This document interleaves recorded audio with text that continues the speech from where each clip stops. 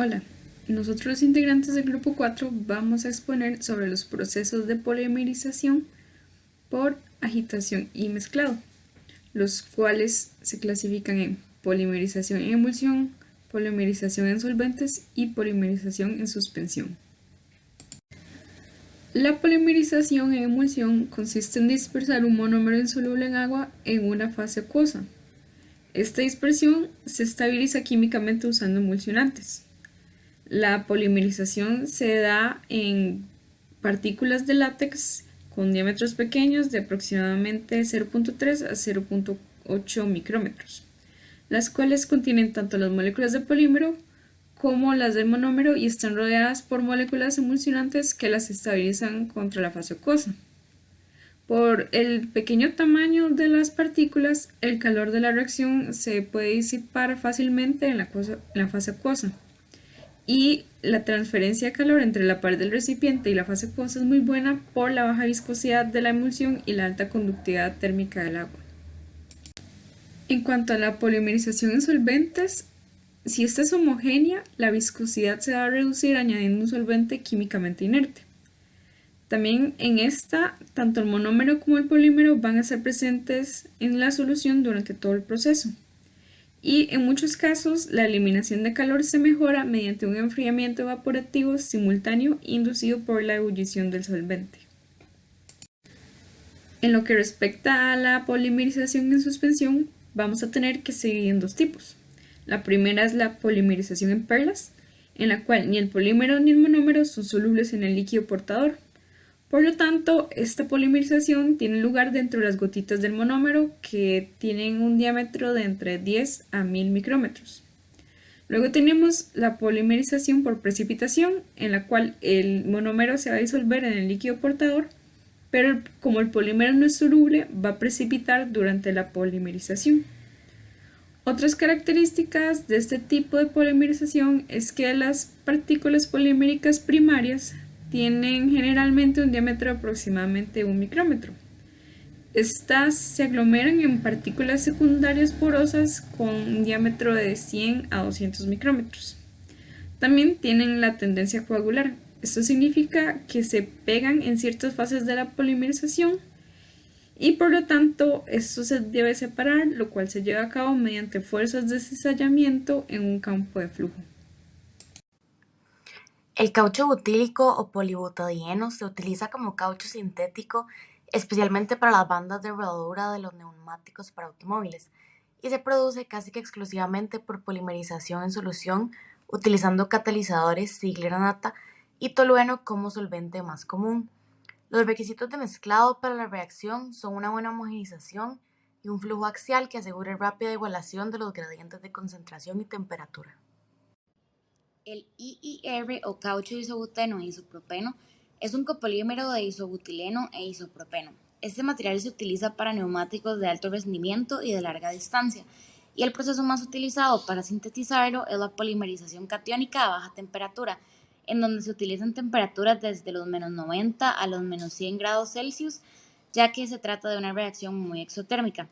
Este tipo de polimerización implica generar una suspensión de partículas de caucho muy finas en cloruro de metilo.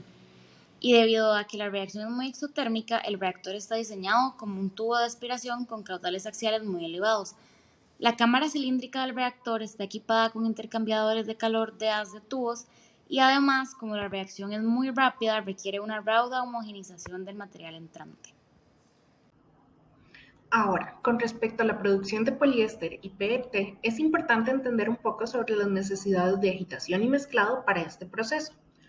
Para empezar, el PET se produce mediante una reacción de polimerización por condensación o policondensación de ácidos carboxílicos polifuncionales con alcoholes polifuncionales. Esto produce un prepolímero. Luego, con un catalizador y calor se produce el polímero. Esta es una reacción reversible y endotérmica que además de producir el polímero, produce agua.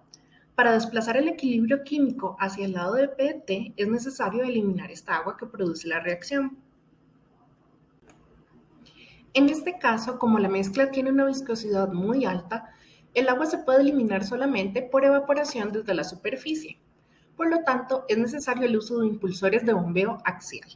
También se recomienda el uso de un tubo de aspiración para poder mejorar la componente axial del patrón de flujo. Para aplicaciones similares a estas, el fabricante Ikato propone un impulsor de mezclado universal apto para un amplio rango de viscosidades, el ViscoProp 453.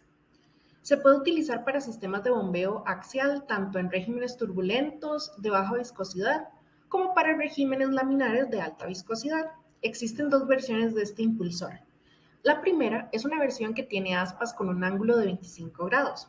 Este impulsor produce una componente axial mayor que la componente radial en el patrón de flujo. Sin embargo, la versión con un ángulo de 53 grados permite la homogeneización de productos que tienen viscosidades altas o un comportamiento de flujo no newtoniano. Esto lo hace apto para su uso en procesos de polimerización, como en esta aplicación. La polimerización por precipitación del polietileno de alta densidad se lleva a cabo a bajas presiones en un autoclave. El polietileno de alta densidad unimodal se produce en reactores paralelos, mientras que el polietileno de alta densidad bimodal lo hace en reactores en serie. Los reactores actuales tienen un volumen de hasta 300 metros cúbicos y capacidades de hasta 500 kilotoneladas métricas por año. El catalizador se prepara por lotes en un recipiente, se diluye en otro recipiente y después se añade el reactor.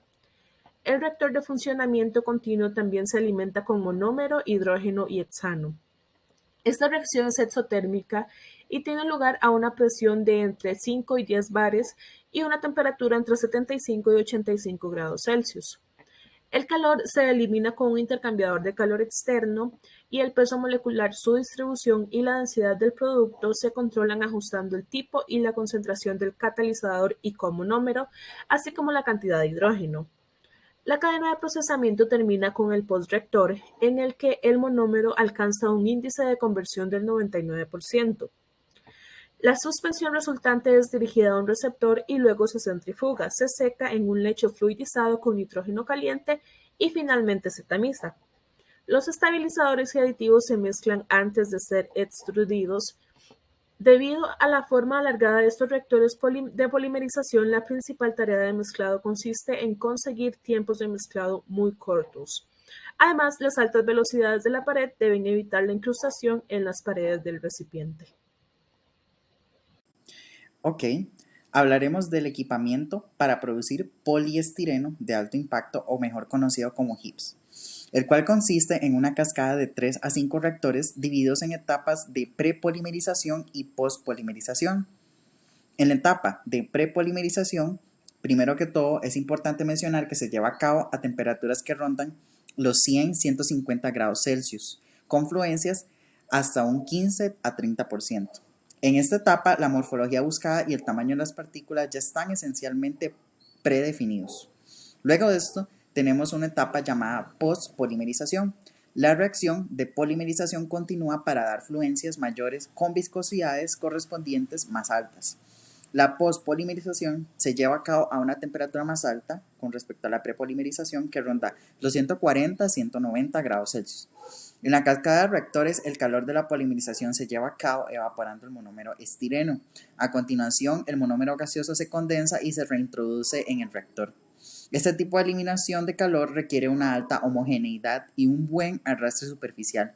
Por esta razón, esos reactores están a menudo equipados con el Ecano Paravisc. La homogeneidad de la temperatura es la variable clave que influye en la distribución del peso molecular y, por lo tanto, en la calidad del producto que se quiere llegar a alcanzar. Los siguientes polímeros, el poliestireno expandido, el polimetilmetacrilato y el polivinilcloruro, son ejemplos de polímeros que se sintetizan por medio de polimerización en perlas. Como mencionaba antes, este tipo de polimerización consiste en una suspensión de gotitas del monómero dentro de otro líquido que puede ser agua para mejorar la calidad de este tipo de polimerización. Se busca una distribución pequeña del tamaño de estas gotitas o perlas. Se busca pequeños gradientes de temperatura dentro del reactor o agitador y se busca evitar agrupaciones de estas gotitas y se busca también una suspensión homogénea de estas gotitas. Un sistema común que se utiliza para esta polimerización es un recipiente alargado con un agitador de bombeo radial simple. Sin embargo, esto tiene algunos problemas porque genera un gradiente de concentración de gotitas dentro de la suspensión, donde hay más gotitas cerca de la superficie y menos cerca del fondo del recipiente.